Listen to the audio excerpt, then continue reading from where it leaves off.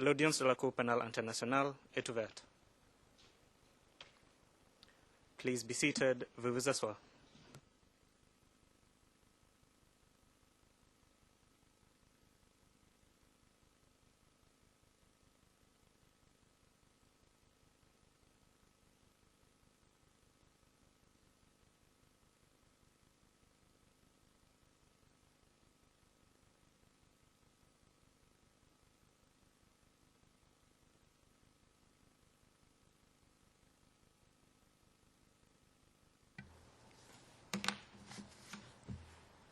Bonjour.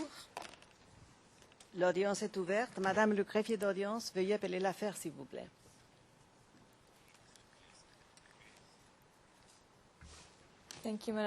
Merci, Madame le Président. Situation en République de Côte d'Ivoire en l'affaire le procureur contre Laurent Gbagbo. ICC 02 11 01 11.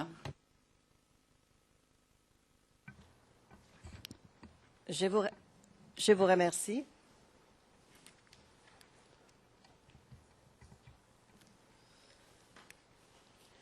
D'après notre emploi du temps, nous procédons aujourd'hui aux observations finales des parties et du représentant légal commun des victimes, en commençant par le procureur. Maître McDonald, vous avez la parole. Merci, Madame la Présidente.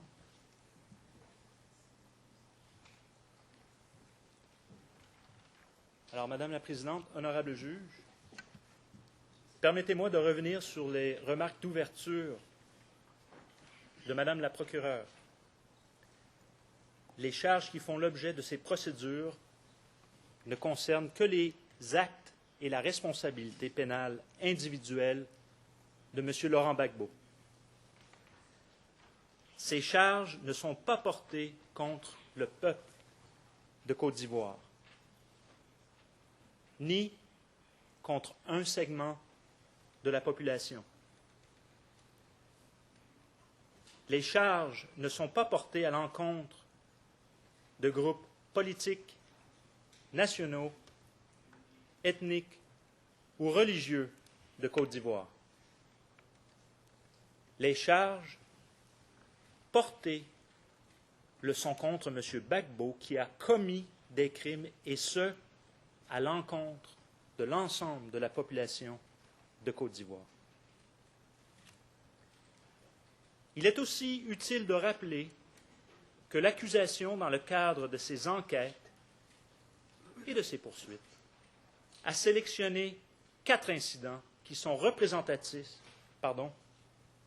des crimes commis par les forces pro-Gbagbo lors de la crise post-électorale de décembre 2010 à mai 2011 et qui engagent la responsabilité de M. Gbagbo.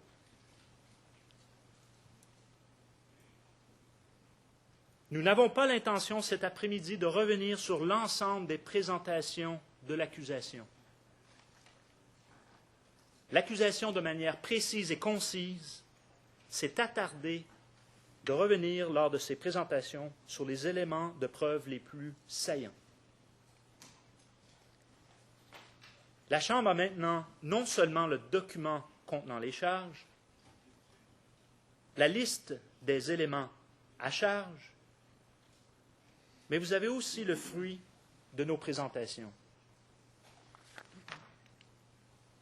Il revient donc maintenant à la Chambre, à cette Chambre, et uniquement celle-ci, de décider de renvoyer M. Gbagbo à procès ou non. L'accusation s'attardera dans ses conclusions orales à revenir sur certains des éléments de preuve et arguments avancés par la défense de M. Gbagbo. Il est bien certain, vu le temps imparti, que nous ne pouvons revenir sur l'ensemble des éléments de preuve ou arguments avancés par la défense.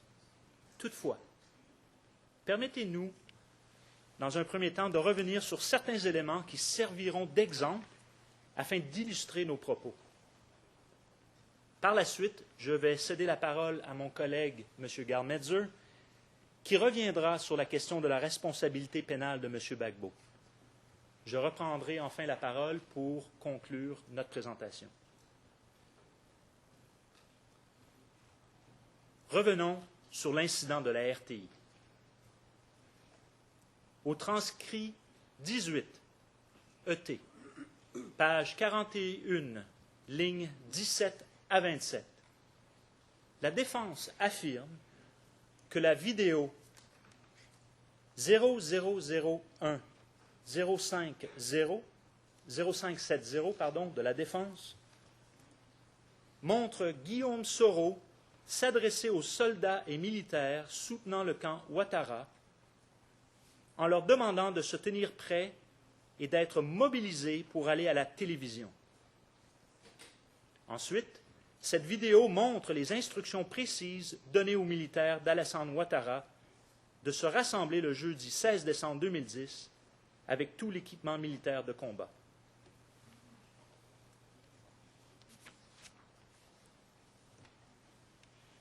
La défense n'a présenté qu'un court extrait de cette vidéo. Elle a omis de montrer le début de ce bulletin de nouvelles présenté à la RTI. Nous vous proposons donc de visionner le début de cette vidéo. Je répète, la vidéo se terminant par les chiffres 0570 de la défense. Alors nous procédons du début jusqu'à la minute 2.31. L'implication de l'ONUCI dans la marche infernale du 16 décembre dernier, des images de l'hôtel du Golfe montrent clairement l'implication des soldats de l'ONUCI dans ce qui s'est passé à Abidjan ce jour-là. Le reportage de Mambouabi. Rendons-nous au Golf Hotel 2 jours avant le fameux jeudi 16 décembre prévu pour être une grande marche pacifique du groupement politique d'Alassane Ouattara. Les deux anciens premiers ministres ivoiriens cherchent des solutions pour créer l'étincelle. Depuis 2 semaines, les effets d'annonce des décisions et des menaces contre le président ivoirien élu, Laurent Gbagbo, n'ont pas produit les réactions escomptées au sein de la population qui semble être indifférente à leur cause. Après plusieurs rencontres avec leur état-major civil, Alassane Ouattara et Guillaume Soro décident de créer une grande manifestation les jeudis 16 et vendredi 17 décembre. 1. Le jeudi 16 décembre 2010, le gouvernement, au grand complet, se rendra dans les locaux de la RTI pour y installer le nouveau directeur général, M. Brou Aka Pascal. 2. Le vendredi 17 décembre 2010, afin de faire face aux préoccupations des Ivoiriens et surtout pour abréger les souffrances des populations, le gouvernement au grand complet tiendra le conseil de gouvernement dans les locaux de la primature, ici au plateau.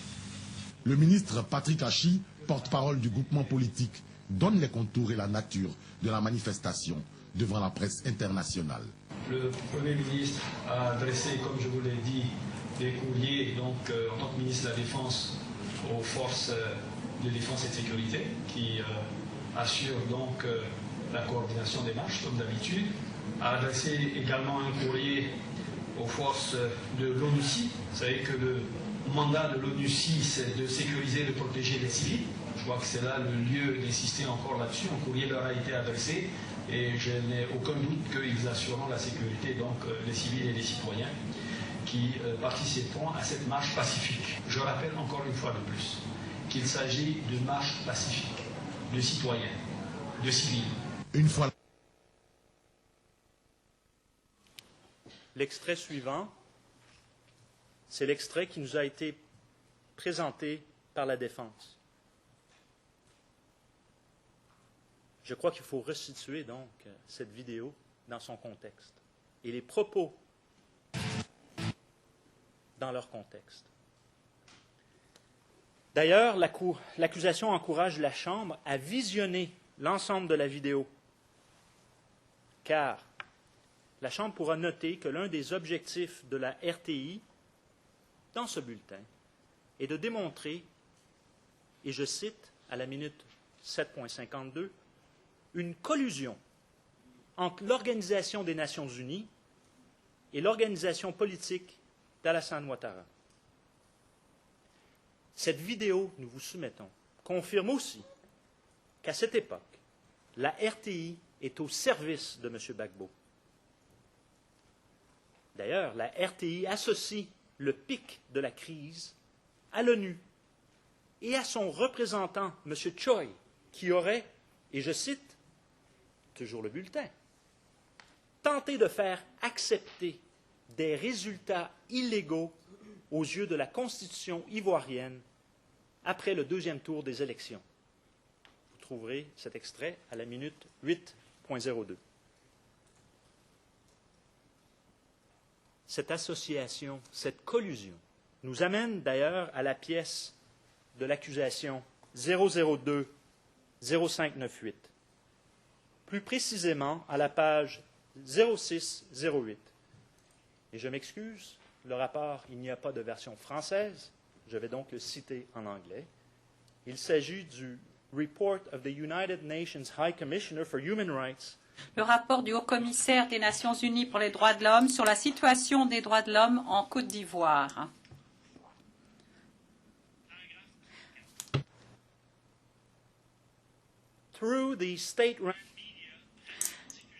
Par la radio-télévision diffusion ivoirienne, RTI, radio-télévision d'État, le camp Gbagbo envoie systématiquement des messages ayant un contenu de haine et de xénophobie visant les pro-HRDP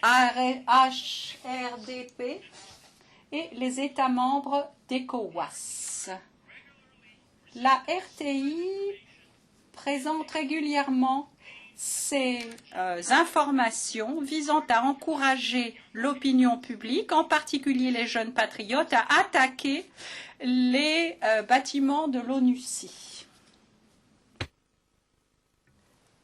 Madame la Présidente, honorable juge, revenons maintenant sur la question justement des jeunes patriotes et miliciens. Au transcrit T19ET, page 39, ligne 8, la défense affirme, et je cite, « Les parlements sont des lieux de réunion où des jeunes se rencontrent pour parler, pour débattre des sujets au cœur de l'actualité, de politique, mais aussi d'art, de culture, d'histoire. C'est un lieu de réunion pacifique et d'échange qui fait partie de la vie citoyenne en Côte d'Ivoire. » J'aimerais vous montrer un extrait de la vidéo de l'accusation 0002-0995. Cette vidéo a été présentée le 4 février 2011 dans le cadre de l'émission Reporter sur France 24. L'information, d'ailleurs, est toujours disponible sur leur site Web. Nous allons visionner les minutes 4,46 à la minute 9,23. Tout dépendant du piétage, c'est de la minute 4 ou à 7,49. Pour suivre le contenu, je vous réfère aussi au transcrit de l'accusation 0007-0181, à la page 0185 jusqu'à la page 0187. Je tiens à m'excuser de la longueur de l'extrait, mais nous croyons qu'il est fort instructif de laisser parler ces jeunes patriotes et de leur message et de leur état d'esprit.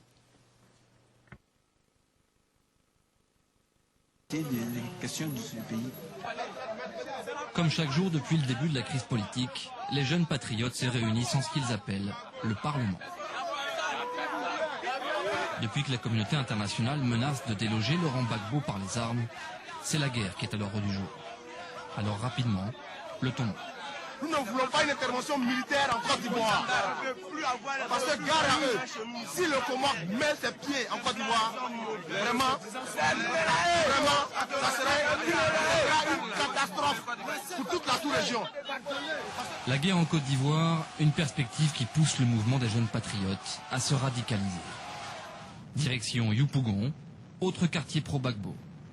Aux quatre coins d'Abidjan, un mot d'ordre. Recruter. Nous allons lancer un recrutement, un grand recrutement de 1500 jeunes ici. Et d'ailleurs, les combattants sont en train de se faire enrôler. Nous n'avons pas peur de faire la guerre. Nous pensons que la guerre s'impose à nous. Puisque cette guerre s'impose à nous, nous allons la faire avec allégresse. Nous allons la faire avec joie. Ceux qui devraient mourir, mourront. Et nous qui resterons, nous resterons. L'international a décidé de livrer une guerre. Un discours sans équivoque qui fait mouche sur les plus jeunes. Cet homme veut nous le prouver. Il nous conduit au bureau de recrutement local.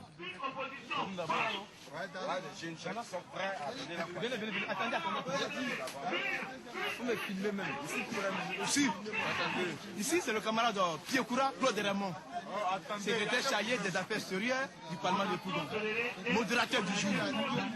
Ceux qui sont sur cette liste-là, qu'on va prendre pour tuer les casques bleus et les 2000 autres casques bleus qui vont venir. Ils seraient tués. Dès qu'ils mettront pied sur net, ils seraient égorgés.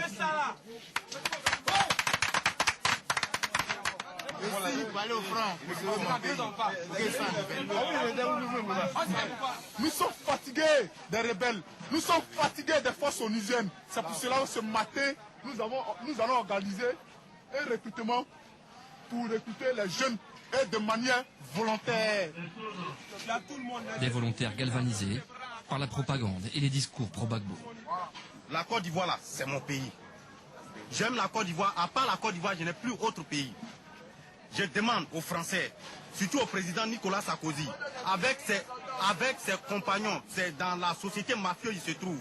Il ne se prenne pas de la situation ivoirienne et il prend des décisions bidons pour engloutir notre nation, mais il se trompe. Nous allons résister à tous les niveaux. Je suis prêt à lutter, à combattre, à lutter, à combattre et à tuer pour mon pays. La tension monte, nous quittons Yopougon pour éviter l'incident. Mais leur chef nous donne rendez-vous au centre-ville. Guy Berti, 40 ans, est le leader des jeunes patriotes que nous venons de quitter. L'échange est plus calme, mais le discours tout aussi déterminé. Ceux qui se regroupent, qui disent qu'ils vont envoyer des soldats pour venir enlever Laurent Gbagbo, ils vont marcher sur notre corps. Et ça, personne ne peut enlever ça dans la tête des milliers et des milliers de jeunes. Nous n'accepterons plus que qui que ce soit, à l'Élysée, à la Maison Blanche, partout qu'on nous dicte des lois. Nous n'accepterons pas ça. Et nous sommes prêts à défendre l'intégrité de notre pays jusqu'au dernier Ivoirien. Les irréductibles.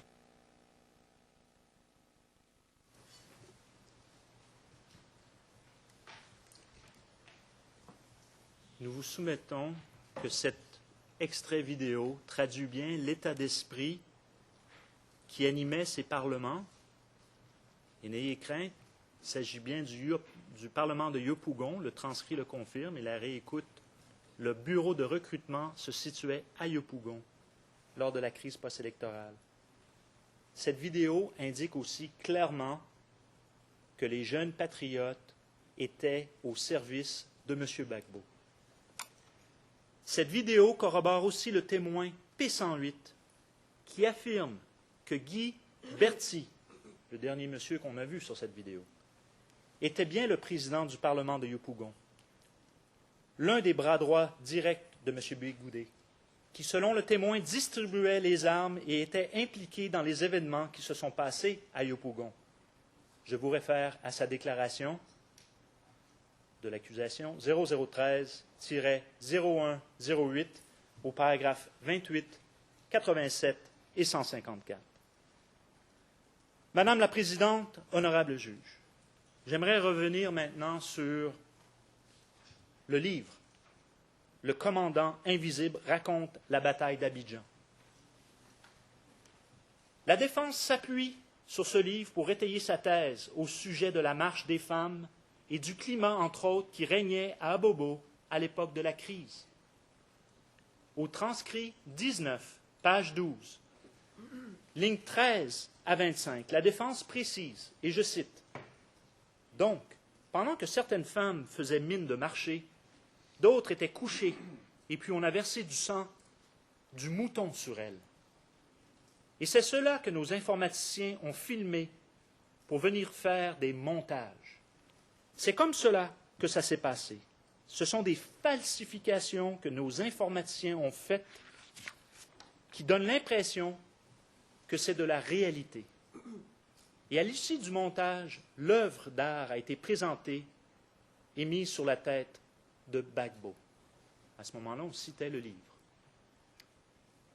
Et la défense de continuer dans son exposé. Ce récit, comme je l'ai indiqué, vient d'un membre du Commando invisible, du commandant du théâtre des opérations.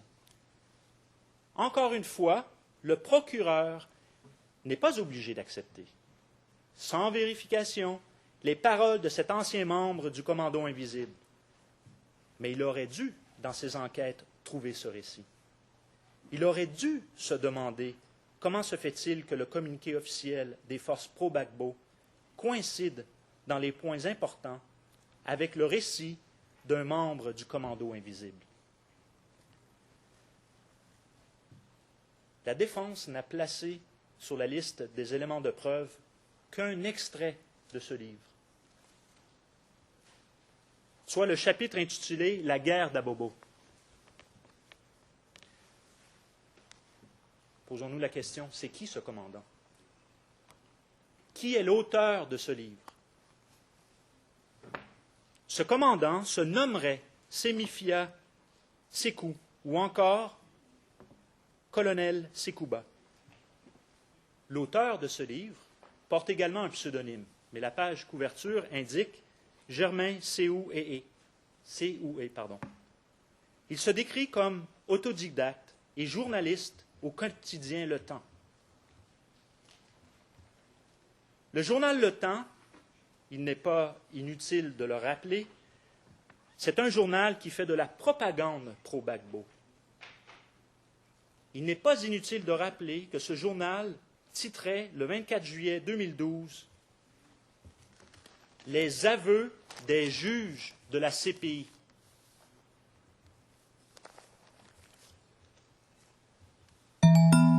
Revenons au livre. Le dit commandant aurait été détenu à la maison d'arrêt et de correction d'Abidjan, la MACA.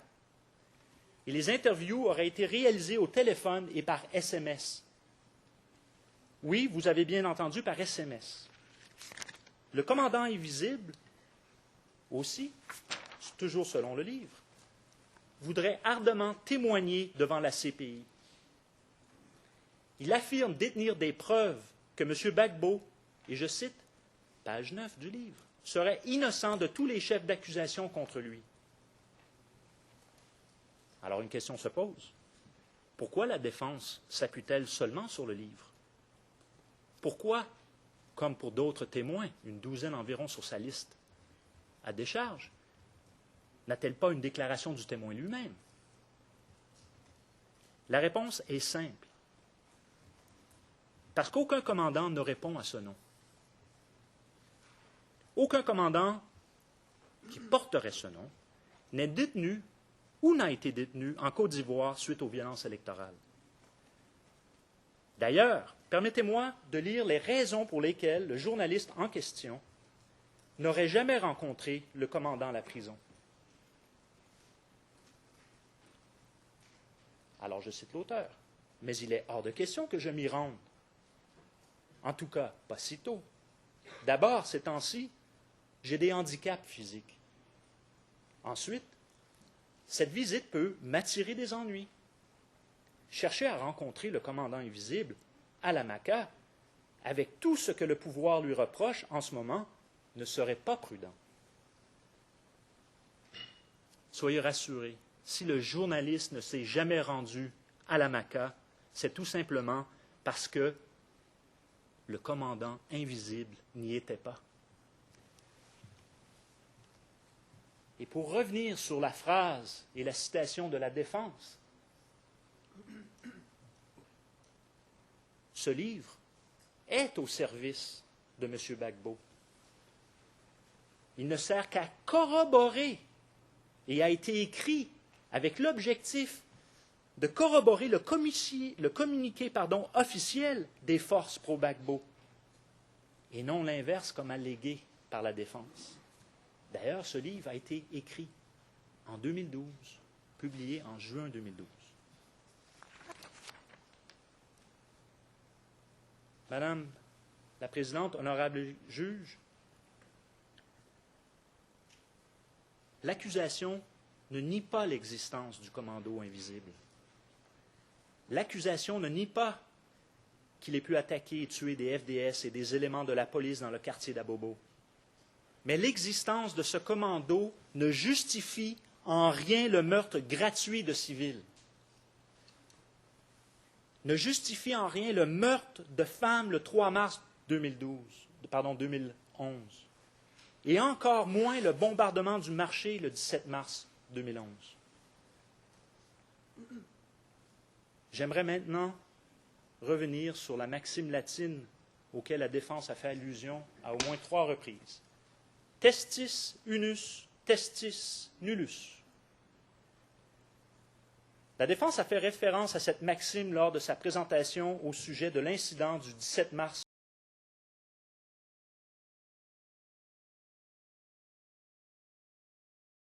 2011. Vous pouvez retrouver le tout au transcrit 19, ET, page 20. Elle a aussi fait référence à cette maxime lorsque, référant à un témoin de violence sexuelle au sujet de l'incident de Yopougon, toujours le transcrit 19, page 36. Et enfin, le transcrit toujours 19, page 42, toujours au sujet de l'incident de Yopougon. Mais que signifie cette maxime au juste? Eh bien, et loin de moi le désir de vouloir faire un cours de droit, il s'agit d'un vieil adage de jurisprudence qui s'emploie pour faire entendre que le témoignage d'un seul témoin ne suffit pas pour établir en justice la vérité d'un fait. Autrefois, on avait, en quelque sorte, plus d'égard à la quantité des témoins qu'à la qualité. Un témoin ne faisant qu'une demi-preuve. 2 témoins formaient la preuve entière. Est-il utile de rappeler que, évidemment, le droit a évolué depuis, et surtout la règle 63, paragraphe 4 du règlement de preuve et de procédure de cette Cour, qui clairement établit qu'aucune corroboration n'est nécessaire pour prouver l'existence d'un crime, et en particulier en matière de violence sexuelle. Mais revenons sur le nombre de victimes civiles lors de l'incident de Yopougon. Je vous rappelle simplement la vidéo de l'accusation 0020-0395 qui corrobore l'incident et la mort de nombreuses victimes. Madame la Présidente, honorable juge, la défense fait grand cas aussi des éléments potentiellement à décharge fournis par certains témoins initiés de l'accusation, tels P9, P11, P46. Je crois qu'il est utile de rappeler à la Cour, à cette Chambre, que les témoins ont été interrogés en application de la règle 55.2 et qu'il s'agissait aussi d'un premier entretien. Également, forcément vu leur position d'autorité et leurs allégeances à M. Gbagbo, à l'époque des faits, ils ont pu chercher à se protéger. Ultimement, c'est ça qui est important, la Chambre doit apprécier leur déclaration au regard de l'ensemble des éléments de preuve versés au dossier et surtout à la lumière de l'objet spécifique et limité de l'audience de confirmation des charges. Madame la Présidente, honorable juge, j'aimerais maintenant citer le témoin P44, qui, je crois, traduit bien l'état d'esprit de M. Gbagbo au moment des faits. Et je m'excuse auprès des interprètes qui ont notre texte. J'ai sauté un paragraphe, sciemment sauté un paragraphe, vu le temps qui avance. Allons à la pièce 0014-0590, page 0597, les lignes 225 et suivantes. Et je cite le témoin P44. Eh bien, je n'ai pas apprécié ce qui s'est passé à la fin parce qu'on savait que c'est-à-dire, comme on dit dans notre jargon, qu'il pleut, qu'il neige, on allait partir. Ça veut dire que le président a accepté d'aller aux élections. Il a fait accepter tout ce qui est venu après. On pouvait éviter dans ce pays. Il n'allait même pas avoir une goutte de sang. Une goutte de sang n'allait pas verser dans ce pays si seulement le président Gbagbo acceptait à rendre le pouvoir. Il n'allait rien arriver à personne. Mais moi, ça m'a fait trop mal. Parce qu'il n'a pas voulu. Il n'a pas voulu.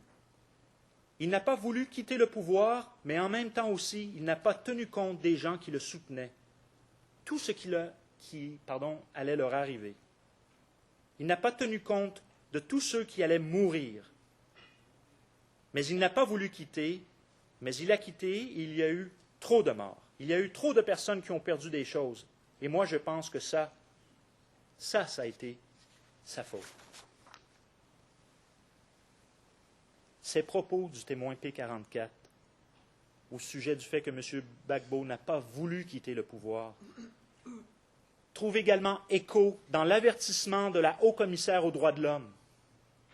Le 29 décembre 2010, la haut-commissaire aux droits de l'homme a envoyé à M. Gbagbo et à certains de ses principaux conseillers en matière de sécurité des lettres dans lesquelles elle souligne qu'ils sont responsables de l'inquiétante situation sur le plan des droits de l'homme et qu'ils ont pour obligation de protéger les civils, et rappelle qu'ils sont personnellement responsables des violations des droits de l'homme et des atteintes au droit international humanitaire commises par les éléments des forces de sécurité se trouvant sous leur commandement ou sous leur contrôle.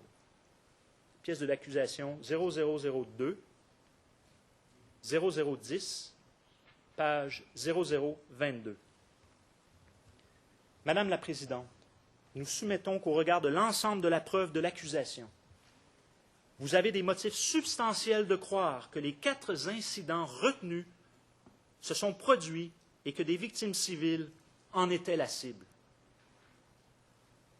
Il ne s'agit donc pas de déterminer si les incidents se sont produits, car la preuve est là.